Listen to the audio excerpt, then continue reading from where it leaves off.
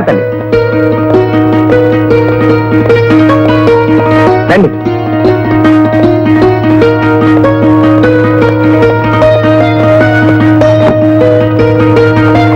కూర్చోండి.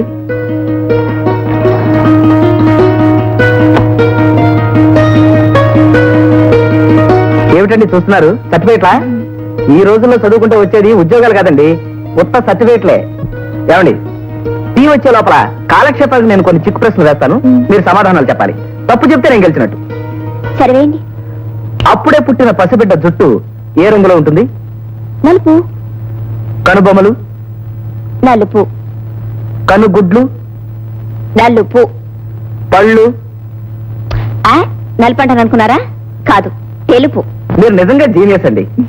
కాకపోతే అప్పుడే పుట్టిన పసిబిడ్డకి అసలు పళ్ళే ఉండవు, ఇంకా రంగేమిటి? అబ్బబ్బా, తెలుసున్న పాయింటే పొరపాటు చెప్పాను. తీసుకోండి ఝాన్సీ గారు, ఆ దేవుడు నన్ను మన్నించుగాక. అదేంటండి అలా అంటారు? ఏం లేదండి, మిమ్మల్ని ప్రమాదం నుంచి కాపాడి తీసుకొచ్చాను కదా, ఇప్పుడు ఈ టీ ఇచ్చి మళ్ళీ ఏం ప్రమాదం కలిగిస్తాను అని. అంటే చావు రాదని హామీ ఇస్తున్నావా? అలా కానీ నీ దయ. ఇందులో ఏముందండి బాబు? ఆ గ్లాసుకి ఇవ్వండి. పావలా టీలో ఈగలు కాకపోతే డేగలు ఉంటాయంటండి. ఇంకో క్వశ్చన్ కొడతాను, తప్పు చెబితే గెలుపు నాది. అడగండి. ఆడవాళ్లు సిగ్గు విడిచి ఫలానా చోటుకు వస్తావా అని నడి బజార్లో ఏ పరాయి మగాన్ని అడుగుతారు? అలా ఎవరిని అడుగుతారండి? అడుగుతారు. పోనీ నేను చెప్పనా? రిక్షావాణ్ణి. చెప్పలేకపోయారు, నేనే గెలిచాను. ఇది ఎప్పుడు ఇంతేనండి, ఇట్లాంటి క్వశ్చన్లు వేసి మర్చిపోగొడుతూ ఉంటారండి. వీడి మతి మాత్రం నేను పోగొట్టలేకపోతున్నానండి. అదేమండి? వాడికి అసలు ఉంటే కదండి పోగొట్టడానికి. ఎప్పుడు ఇలా తమాషాగా నవ్విస్తూ మాట్లాడటం మీకు అలవాటా? అవునండి, ఏడుస్తూ పుడతాం, ఏడిపిస్తూ చేస్తాం. కనీసం ఈ మధ్యలో ఉన్న కాలమైనా నవ్వుతూ నవ్విస్తూ ఉండాలన్నదే నా ఆశ. చాలా గొప్ప ఫిలాసఫీ అండి. ఆ రౌడీల కారణంగా మీలాంటి మంచి మనిషి పరిచయం అవటం నాకు చాలా ఆనందంగా ఉంది. మన పరిచయం 10 కాలాలు నిలిచే స్నేహం కావాలని, ఆ స్నేహం ఇంకా ఏదో అవ్వాలని నా ఆశ. బస్సుకి టైం అయింది, నేను వస్తానండి. ఏమండి, అన్నమాట నిలబెట్టుకోవాలి.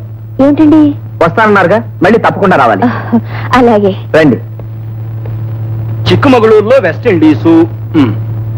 అల్లుడు గారు స్వాగతం. చి పేపర్లో కూడా అల్లుడు గోలే. లక్షాధికారం వీడి కానిస్టేబుల్ కు మావ నవ్వాల్సి వచ్చింది. పైగా వీళ్ళు ఆ ప్రాణాలు తోలిస్తున్నాడు. చూడమ్మా, అల్లుడు వచ్చే వేళ అయింది. రాగానే ఆవురావురమంటూ టిఫినో అంటాడు, తిండికి మొహం వచ్చిన వాళ్ళగా. చూడు, కిందటి వారం భీమారావు గారింటూ నాకు పెట్టిన పకోడీలు జేబులో వేసుకొచ్చాను చూడు, అవి పట్ల ఒక ప్లేట్లో వేసి. అలాగే నాన్న. తినడానికి ఏమీ పెట్టవా? వేస్తాను నోరెత్తామంటే. రోజు కొంచెం పాలు కుంచెడు కూడి తిని నా ప్రాణాలు తోలిస్తావు చాలు. ఈ తిండిపోతు కదని నాకు అంటగట్టింది వీళ్ళమ్మ. కర్మ. ఏమిటి, నేను ఇంట్లోకి అడుగు పెడుతుంటేనే కర్మ అంటున్నారు? ఎల్లరికం వల్ల నిజంగా అంత కర్మ అయితే చెప్పండి, వెంటనే విడాకులు ఇచ్చేస్తాను. కమాన్, చెప్పు. నీకేమంటావా, మీ అమ్మాయికి ఏమంటావా? ఇవిగో విడాకులు, ఈ క్షణం ఇచ్చేస్తాను. ఆయన విడాకులు ఇస్తే నేను నూతులు దూకేస్తాను. ఆయన విడాకులు ఇవ్వలేదమ్మా, నువ్వు పక్కన చాపి.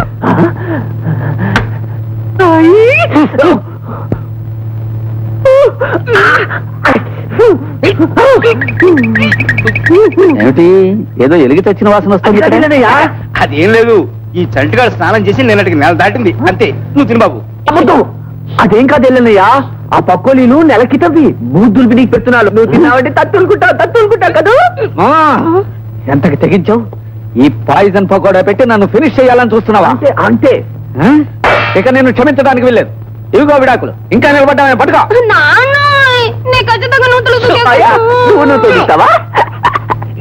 క్షమించాలి అల్లుడు గారు, మీకు పకోడీలు ఇస్తామని. ఎందుకని? మీ మామగారు నీ శోభనానికి తెచ్చినవి దాచి ఇప్పుడు నాకు పెడతావా? ఈ పిసిని ఒట్టుదనంతో దిక్కుమాలను అన్ని తెచ్చిపెట్టి నన్ను చంపాలని చూస్తున్నావా? అది కాదు అల్లుడు, అమ్మాయికి వంట రాదు కదా, అందుకని. మీరు చేయండి. రేపటి నుంచి టిఫిన్స్ భోజనాలు మీరే చెయ్యాలి, లేదంటే For more updates, like, comment, subscribe to our channel. Hey darlings, గంటని click చేయడం మర్చిపోకండి.